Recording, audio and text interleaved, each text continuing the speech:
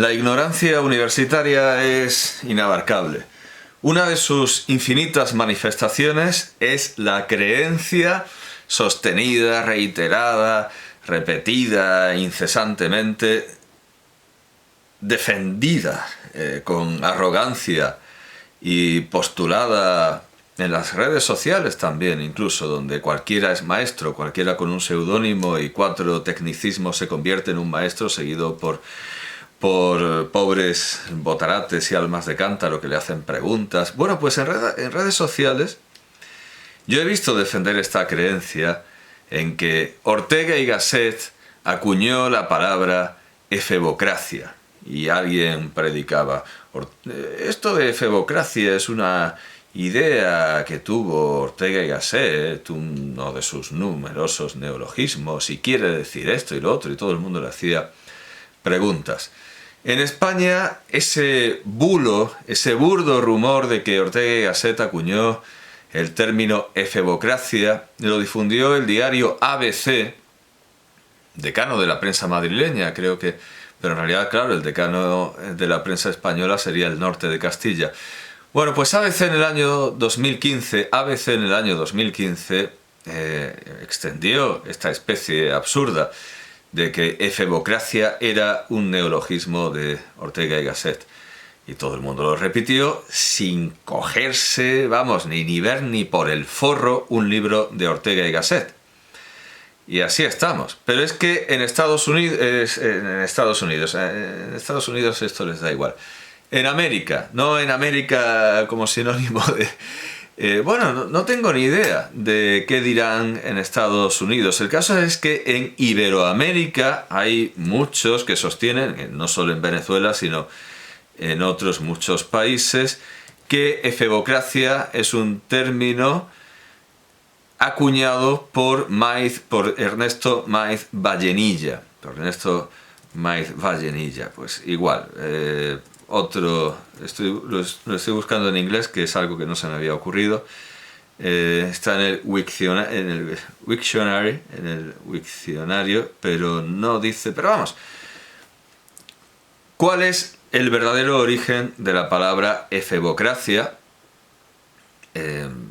No requiere saberlo grandes estudios, ni una beca de investigación, ni un estudio politológico. No, yo lo vi desayunando ayer. Me levanté muy tarde y digo, no me acosté, digo, voy a desayunar y tenía la idea, no he hecho nada en todo el día. Hombre, voy a hacer algo, voy a buscar el verdadero origen de efebocracia para demostrar que un día más lo que yo hago en mi casa vale más que lo que hace un centro de estudios politológicos o un instituto de estos hipersubvencionados. Pues ahora sobre la marcha igualmente me puedo meter en Google, libros, búsqueda avanzada. Estoy mezclando el inglés con el búsqueda avanzada y entonces pongo efebocracia en inglés. Y voy a pedir resultados anteriores a 1900. No hay nada. Entonces voy por si acaso a poner el latinismo en las dos maneras posibles. Con crazy y con kratia, por si alguien se ha vuelto muy purista. Y también, aunque esto ya, bueno, pero esto ya sería la forma francesa. Bueno, estoy buscando la frase exacta, perdón, copiar, no, sería cortar y pegar con alguna de las palabras. Bien, pues no me ofrece ningún resultado. Ahora explico por qué no ofrece ni siquiera el resultado que es seguro y que voy a mostrar al presentar a Gabriel Tarde, que es el verdadero autor del término. Esto se habrá podido deducir porque este vídeo está dedicado a Gabriel Tarde. Y entonces, ¿qué hago hablando de la efebocracia si no tiene nada que ver con Gabriel Tarde? Vale, nada, entonces voy a buscar hasta 1930.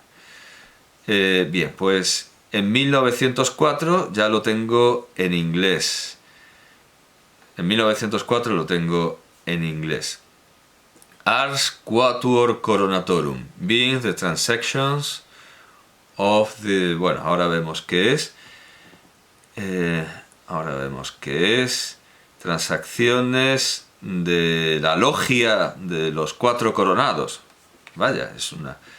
Yo entiendo que esto es alguna movida masónica. Sí, es un archivo masónico. Vale, pues los masones usan efebocracia en inglés, en la forma inglesa, terminada en Cressy, en 1904. Vamos a ver. Dos otras formas malvadas de gobierno, las ponen al lado de la gerontocracia y la plutocracia. Hablan de la Biblia, Rehoboam, el hijo idiota de nuestro sabio maestro, el rey Salomón, porque los masones consideran que Salomón es su fundador, su maestro. Revuelto para encontrar, que se revolvió para encontrar a su némesis cuando siguió el consejo de una efebocracia o gobierno de los muchachos, que es peor que la gerontocracia. Bueno, ya por curiosidad vamos a ver de quién es esta aparente primera aparición del término en inglés, pero que viene del francés. Bueno, el maestro digno de veneración o de culto dirigió el siguiente discurso de instauración. Y el discurso se titula El gobierno de la logia. Supongo que no estará firmado porque la masonería es una sociedad secreta, pero vamos, es un maestro masón, y luego viene una oración masónica. Es un maestro masón en 1904 quien usa efebocracia. Pero como digo, el término... Bueno, esto desde luego desmiente que se lo inventara Ortega y desmiente que se lo inventara Maiz Vallenilla. Vámonos ya a un libro serio. En la colección de libros escogidos de la España moderna, Madrid, Cuesta de Santo Domingo, muchas cuestas hay en Madrid. Aunque la más famosa es la de San Jerónimo, donde absurdamente, en la cuesta de San Jerónimo, absurdamente se hizo un congreso de estilo clásico y por lo tanto que buscaba la simetría, pero que no puede estar simétrico porque está en una cuesta. Bueno, pues en la cuesta de Santo Domingo, estaba la imprenta de la España moderna y en su colección de libros escogidos se publicó supuestamente, ahora que caigo, es que lo estoy viendo en archive.org y me lo dan como de 1890, pero bien mirado, aquí el año no aparece por ningún lado. Y no solo eso, sino que además el libro está roto. Tiene las páginas finales arrancadas y la portada también está hecha polvo. Y además en la portada no dice de qué año es. Yo no sé de dónde se sacan que esto es de 1890. Bueno, Estudios Penales y Sociales por Gabriel Tarde, Madrid. Sí, pero no dice el año. Es propiedad, todo muy bonito. En ningún lado aparece el año. Lo han puesto como de 1890 y el caso es que si yo me voy a Wikipedia en francés, que es utilísima porque tiene las obras de Gabriel Tarde con enlaces y uno puede verlas directamente en la biblioteca digital francesa, en Gálica, la biblioteca digital de la Biblioteca Nacional de Francia, o archive.org, o donde sea. En realidad, no, todo es archive. Bueno, pues si nos vamos a la lista de obras, tenemos, en primer lugar, Cuentos y poemas, París, Calment-Levy, 1879. Maine de Biran y el evolucionismo en psicología, 1882. La criminalidad comparada, 1886, una primera obra muy importante. Yo no digo que como cuentista no sea más que interesante, pero claro, aquí se enfrenta al hombroso y a que uno es criminal por la forma de su cráneo, y es desde luego una postura criminológica o criminalística muy interesante que nosotros creemos hoy día que se aproxima más a la verdad. Bueno, no lo sé. No lo sé, las teorías de que el criminal nace encontraron en los años 70 una revitalización considerable que luego se discutió, porque muchos entendían que algunos asesinos se aprendieron de carrerilla el rollo psicológico para fingir que oían voces o que no podían hacer otra cosa. Bueno, digamos que no puede ser uno fanático ni de la idea de que el criminal nace ni de la idea de que el criminal se hace. Desde luego, por su enfoque sociológico, Gabriel Tarde está más próximo, pero de una manera sensata, a la idea de que no todos los criminales nacen, sino que la sociedad, la formación, algo hacen. Las leyes de la imitación, estudio sociológico, 1890. La filosofía penal, 1890, en la colección Biblioteca de Criminología. Y estos estudios penales y sociales, dados en Lyon, por Stork, en la Biblioteca de Criminología también, en 1892. Claro, 1892. Y yo lo que tengo aquí, en archive.org, esta edición de la España moderna, viene presentada como del año 1890. Pero bien mirado, no sé de dónde se han sacado esa fecha. Seguramente en la biblioteca, vamos a ver quién lo ha... Viene de la Biblioteca Universitaria de Sevilla. Está digitalizado en la Biblioteca Universitaria de Sevilla. Pero yo no sé allí de dónde se han... Ah, claro, ponen 1890 con un interrogante, diciendo esto será de la... Pero el interrogante es importante, diciendo esto será de la década de los 90. Pero evidentemente no puede ser de 1890 si la primera edición en francés de los estudios penales y sociales es de 1892. Bien, resuelto el problema.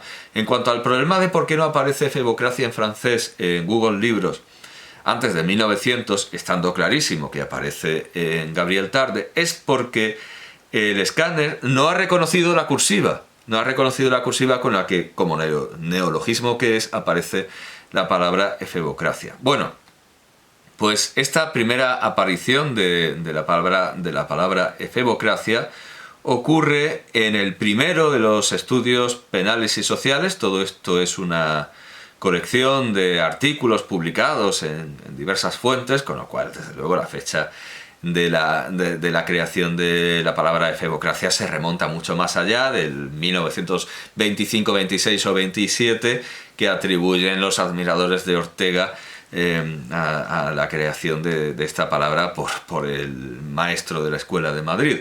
No es de Ortega. Todos los neologismos no son creación de Ortega. Ortega no ha inventado el neologismo, y tampoco, a nuestros oyentes americanos nos dirigimos, tampoco Maíz Vallenilla ni cualquier otro. Fue Gabriel Tarde en El sufragio universal. En el ensayo. ¿Qué edición más rara? Además más hecha polvo, porque esto lo he leído en francés y estaba mucho mejor. Bueno, pues en la página 27 de la traducción española es por donde entra este término. En castellano, insisto, no es de Ortega. Leemos, vamos a ver. Veamos el pasaje completo. Esto tiene muchas trampas. Según mis... no, vamos a ver. Un poco más. Dado el principio de la soberanía nacional, la justicia pide, y la lógica exige, que el sufragio de cada votante fuese proporcional al número de ciudadanos franceses que componen su grupo familiar.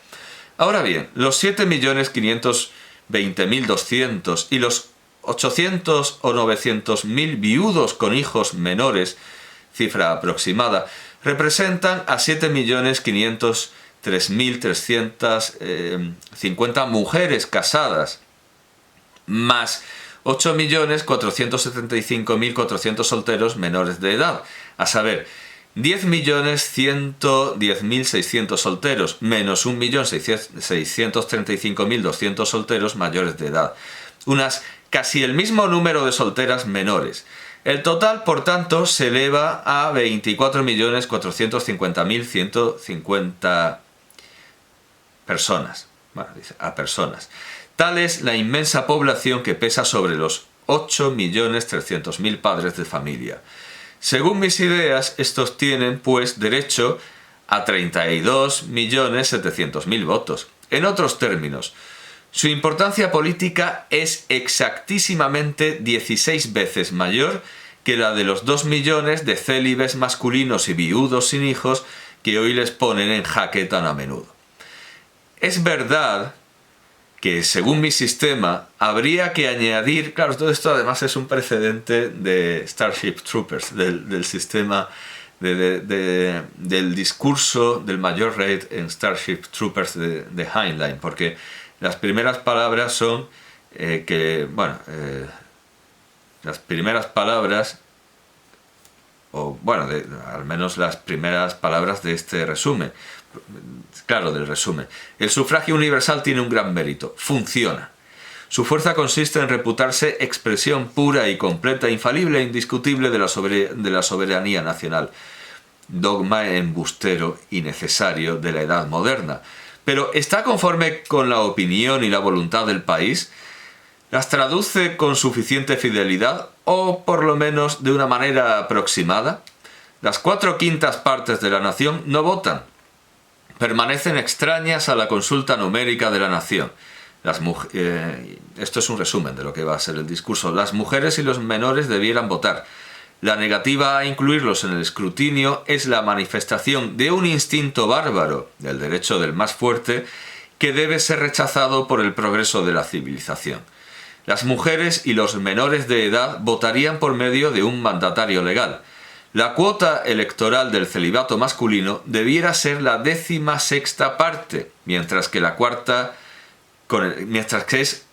cuarta con el sistema actual.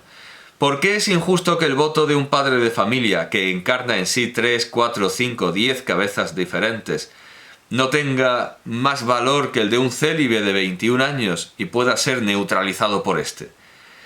Preponderante papel de los célibes en nuestra democracia, y es el punto en el que estamos. Decía: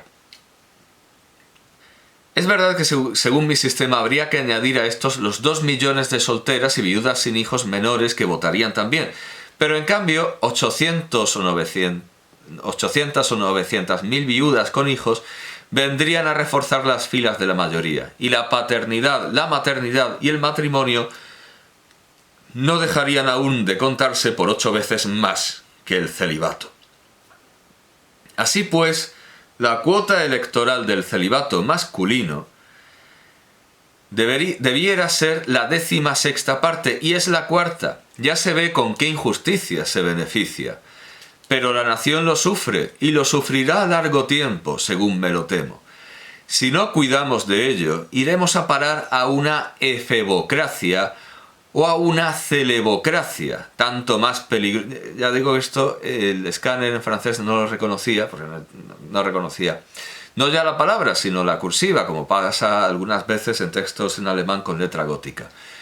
Si no cuidamos de ello, iremos a parar a una efebocracia o a una celebocracia, tanto más peligrosa cuanto que el mecanismo cada día más complicado de nuestras sociedades requiere espíritus más maduros y más ejercitados para ser comprendido. Un efebo griego o romano hubiera sido más capaz de comprender los intereses de su ciudad y de emitir su parecer en las deliberaciones municipales de entonces que un francés o un italiano de 30 y hasta de 35 años en general pueda ser competente para decidir las graves y solemnes cuestiones hoy pendientes.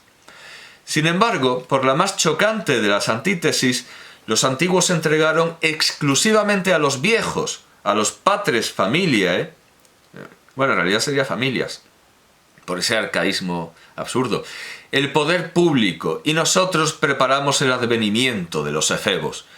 Digo que lo preparamos, porque si continúa en aumento el número de las abstenciones según una progresión de las más alarmantes, muy pronto solo votarán los jóvenes, porque el derecho de votar solo para ellos tiene el encanto de la novedad y no han tenido tiempo aún para conocer el hastío de las elecciones.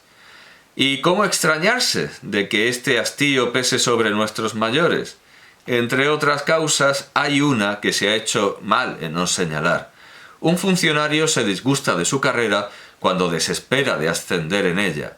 Universalmente cansa lo que es monótono. He aquí por qué un derecho electoral que permanece siempre igual a sí mismo, sin esperanza ninguna de amplificarse en toda la vida, concluye por hastiar al elector. En efecto, lo absurdo, y que con justicia puede echársele en cara a la ficción fundamental de nuestro sufragio, no es que el voto de un hombre se repute equivalente al de otro hombre cuando ambos no representan a nadie más que a sí mismos, sino que el voto de los dos tenga un peso inmutable y estacionario, y que no aumente en peso electoral a medida que crece el valor social y patriótico del elector, conforme progresa en fuerza, en experiencia, en responsabilidades. Pues bien, desde este punto de vista, la reforma que apetezco tendría la ventaja de proporcionar por término medio, sin nada de arbitrario, lo más natural y lógicamente del mundo, el alcance numérico del sufragio de una persona, con las variaciones de su fuerza física o mental y de su importancia cívica durante el curso de su vida. El elector de 20 a 25 años, en general, no se contaría más que como uno. De 25 a 30 años, por dos, a lo sumo, por ser en Francia a los 30 años la edad promedia del matrimonio para los hombres. De 30 a 50 años se contaría sucesivamente por 3, 4, 5, 6, etc., por efecto del aumento gradual de su familia de menores. Más tarde, a la inversa, muriendo o llegando a la mayor edad sus hijos, su voto iría disminuyendo por grados, a 5, 4, 3, 2, 1, regresión correspondiente al declinamiento de sus años y de su utilidad para la nación. El apogeo electoral estaría en la edad de 45 a 50 años, es decir, el punto culminante, no de la imaginación y del amor, sino de la inteligencia y de la ambición, de la experiencia y de la aptitud política en la mayoría de los hombres.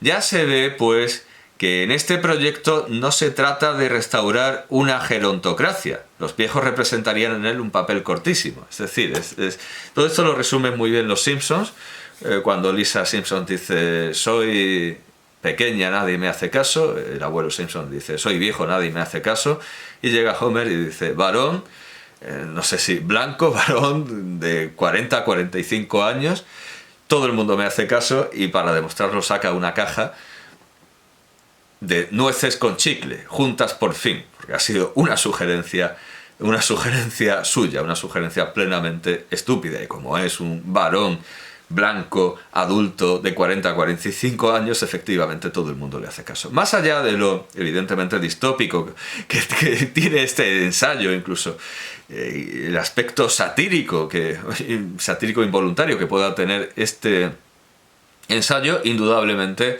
Gabriel Tarde es un autor que debería conocerse y no se conoce, incurriendo en la efebocracia, en el adamismo de pensar que todo lo que dijo él lo dijo Ortega o Maes Vallenilla o el filósofo de moda a lo mejor hace 70 años, pero no deja de ser una moda. Él murió en 1904, o sea, hace ya de... Y claro, es conocido como Gabriel Tarde, pero su nombre completo es Jean Gabriel Tarde. Lo digo para que no se diga que no lo digo todo. Jean Gabriel Tarde. Bueno, como digo, hay que conocerlo, es fundamental, porque después de estos estudios penales y sociales de 1892, vinieron las transformaciones del derecho, estudio sociológico, París, Félix Alcan, 1893. Luego los ensayos y bueno, mélange, fricassé, varia, ¿no? Misceláneas, eso es, ensayos y misceláneas sociológicas, 1895, la lógica social, de 1895 también, el fragmento de historia futura, de 1896, la oposición universal, ensayo de una teoría de los contrarios, 1897, estudios de psicología social, 1898, las leyes penales, ensayos de una sociología, 1898, las leyes sociales, esbozo de una sociología, 1898 también, las transformaciones del poder, 1899, y sobre todo, la opinión y la masa. La opinión en la foule, Félix Alcan, Biblioteca de Filosofía Contemporánea, 1901, que es el origen de toda la psicología y filosofía de las masas, que pondría de moda su discípulo y correspondiente epistolar, Gustave Le Bon, el gran Gustave Le Bon, y luego, por supuesto, después, Sigmund Freud, el propio Ortega, Psicología de las masas de Freud, La rebelión de las masas de Ortega. Bueno, pues todo viene de Le Bon, pero Le Bon viene a su vez de Tarde, y es absurdo incurrir en la efebocracia y el adamismo de fingir que Tarde no existe. Y bueno, después de esta obra axial, de esta obra basilar, que es La opinión y la masa, aún tuvo tiempo de redactar para que apareciera, sí, poco antes de su muerte, en 1902, los 2 volúmenes de su psicología económica. Y como digo, falleció en fecha tan lejana como 1904, suficientemente lejana como para que en las universidades, que viven de la novedad y no de la fuente, y no de dónde surgen verdaderamente las ideas, se hayan olvidado de él. Y es la explicación, es la razón por la que ABC dice que sí, efebocracia se lo inventó Ortega, cuando en 1892 ya lo teníamos en las traducciones de Tarde, en castellano, en perfecto castellano. O la razón de que estos maestros sobrevenidos, porque cualquiera puede tener discípulos, cualquiera se puede poner a predicar en una esquina y ya tiene sus Sancho Panzas y sus... Bueno, pues no incurramos en la efebocracia, por favor, recordemos y leemos a Tarde, tanto en sus cosas, digamos, excesivamente originales, como siempre es interesante, pero algunas veces, como hemos visto, puede parecer suistiano o distópico. Y desde luego en su obra de 1901 es plenamente profético, porque dio con el tema, volviendo a Ortega, dio con el tema del tiempo del siglo XX, porque el siglo XX es el siglo de las masas, es el siglo del comunismo, es el siglo del fascismo, es el siglo en el que hacía falta un profeta que en 1901, es decir, justo cuando comienza el siglo XX, escribiera una obra como La opinión y la masa.